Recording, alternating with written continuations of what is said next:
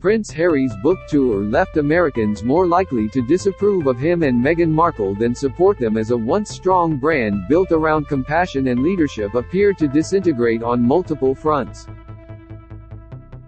Meghan was once tipped, whether rightly or wrongly, to be a potential candidate for U.S.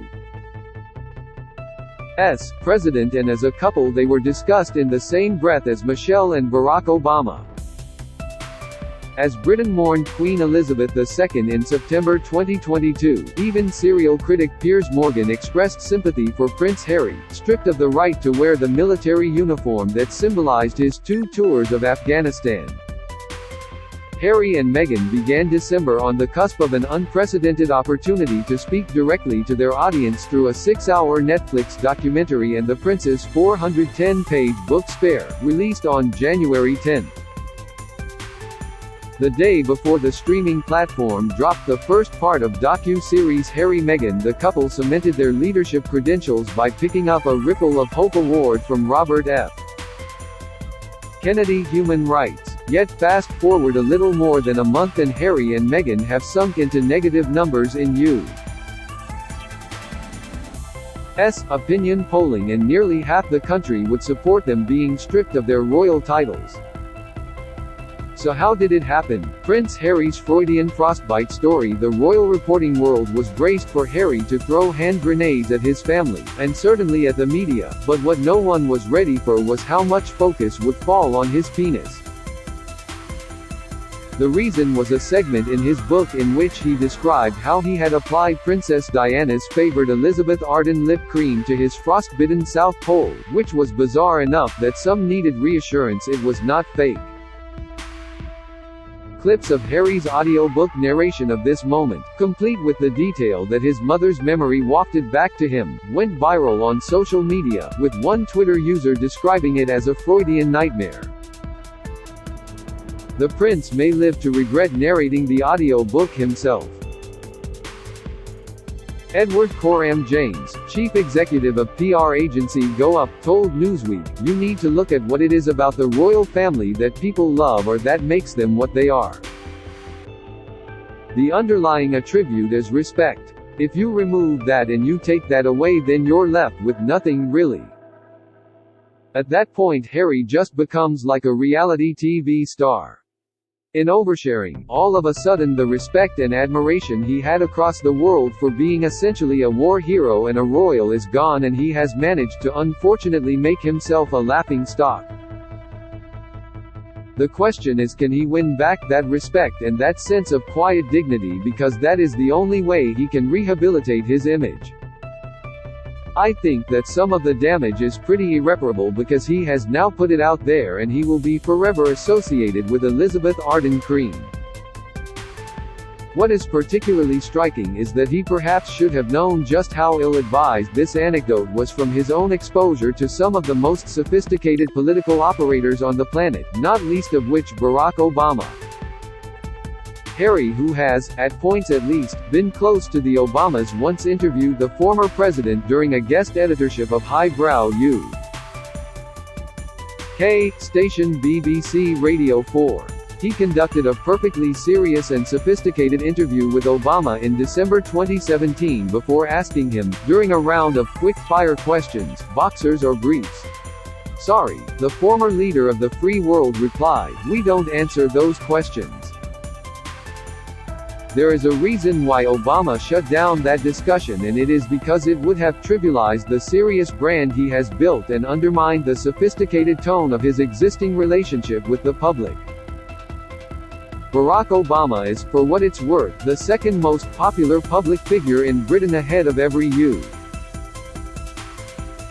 politician and behind only Queen Elizabeth II, while Michelle is fourth, behind Kate Middleton, according to YouGov. There is one other American in the top 10, Martin Luther King Jr.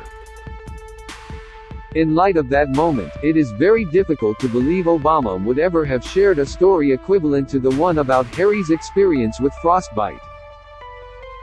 Prince Harry and Meghan Markle's U.S. polling collapse. The Duke dropped 45 points in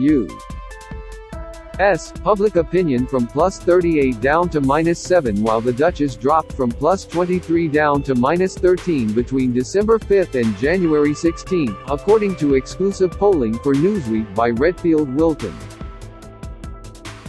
The negative ratings make Meghan marginally less popular than Queen Camilla and both of them less popular than King Charles III, Prince William and Kate Middleton, despite the criticisms of the royals in Spare.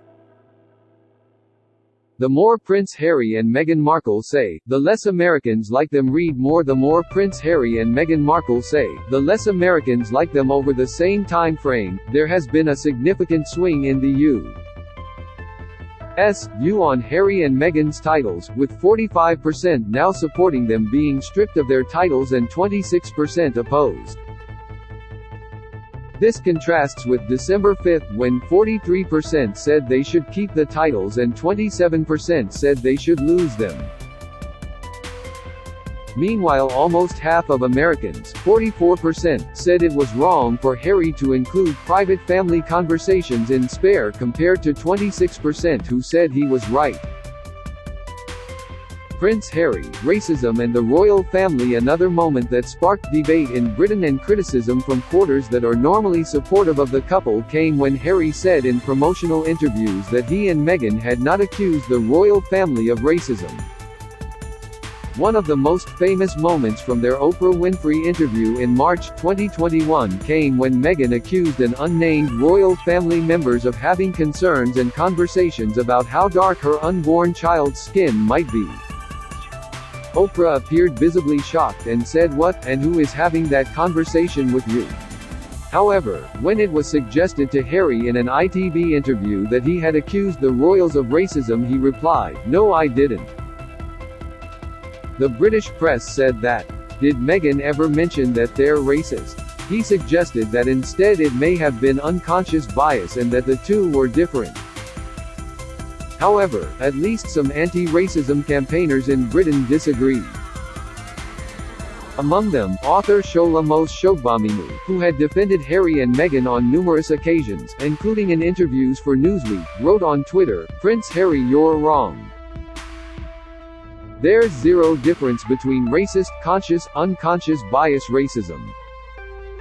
Harry and Meghan have a well-crafted reputation for standing up to racism, but the prince's stance complicates this because it appears to hand a get-out-of-jail-free card to anyone who simply denies knowing that their actions amount to racism." Prince Harry still believes in monarchy as young Brits turn against it. Harry also told ITV he still believes in the monarchy, and during an interview with UK broadsheet The Daily Telegraph said, "This is not about trying to collapse the monarchy, this is about trying to save them from themselves. And I know that I will get crucified by numerous people for saying that." However, recent polling by Ipsos Mori shows that supporters of Harry and Meghan in America are more likely to favor abolishing the monarchy, meaning Harry's defense of the very institution he has spent so much time criticizing complicates his relationship with those people too. Data collected by the pollster on January 11 and 12 showed 28% of Americans who favor Meghan and 23% who favor Harry would support scrapping the monarchy, compared to 13% of those who favor Prince William. Americans who favor King Charles III are most likely to say scrapping the monarchy would make things worse. Meanwhile, in Britain, public opinion among young people has swung against the monarchy in the aftermath of Harry's book, with 52% of 18 to 24-year-olds now backing an elected head of state. Harry's switch from positive to negative. What emerges from it all is an image of a prince who appears to have gone from triggering a backlash from people who hate him to muddling his relationship with those who like him. All at a time when the conversation pivoted suddenly from serious conversations about mental health and race to trivial discussion about his private parts. Prince Harry interview treating baby joy as terminal diagnosis resurfaces. Read more. Prince Harry interview treating baby joy as terminal diagnosis resurfaces. Eric Schiffer, chair of reputation management consultants, told Newsweek part of Harry and Meghan's problem arose from the fact they had switched from years of positive messaging to a negative narrative. He said, Harry and Meghan built a brand on benevolent inspiration focused on the environment, equality, mental health, and in the last 30 days Harry chose to go negative in a professional victim way that has destroyed this sentiment and created carnage for this elegantly positive brand that he had built in America. The backlash largely comes from the cognitive dissonance created when you build a brand on a positive foundation and then you turn it into a missile aimed not at a third-party enemy but at your father and your brother. America is still family-focused. Unless they fully understand the depth of his personal pain, the reality TV like oversharing, in a negative sense, can create negative emotions among some people. One of Meghan's first post-royal moments came when she backed Black Lives Matter in the wake of the murder of George Floyd, and their Archwell Foundation retains the sincere positive positioning that characterized their early interventions. Its website carries the slogans, "Shared Purpose, Global Action, Leading the Way with Compassion." However, Harry and Meghan have now between them criticized the royals and the wider institution of monarchy numerous times.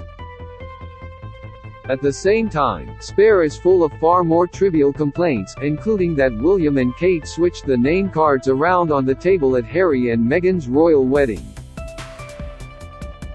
William got a bigger bedroom than Harry at Balmoral because Willie was the heir, whereas I was the spare, while Harry had a feud with an equerry to Queen Elizabeth II who parked his car too close to Harry's windows at Kensington Palace. Where Prince Harry and Meghan Markle go from here, there are plenty of serious, important and even heartbreaking moments in Spare, but overall Harry's message to the public has become far more complicated in the 6 weeks leading up to Newsweek's polling. Some might think the prince has never looked less like the heir to Barack Obama. But PR experts told Newsweek it is still possible he could make a comeback. Poor James said, "Step 1 is very simple. He needs to stop talking. Not just he needs to stop over-talking. Now he needs to stop talking, full stop. I would be telling him to really lean into his military duties. I'd be telling him to lean into his Invictus Games." He said the gains, for wounded military personnel past and present, had gained Harry so much respect on the international stage, which was the trump card that could help him rebuild his brand. Poor James said, he also needs to make up with his family, probably. The public in general don't like inter-family squabbles. It makes it look like you're the problem. Schiffer said, it's not the end of Harry's brand. He can turn it around, and the way he turns it around is standing down from the attacks on the King and William and focusing back on the environment and mental health and equality and away from the book. He added,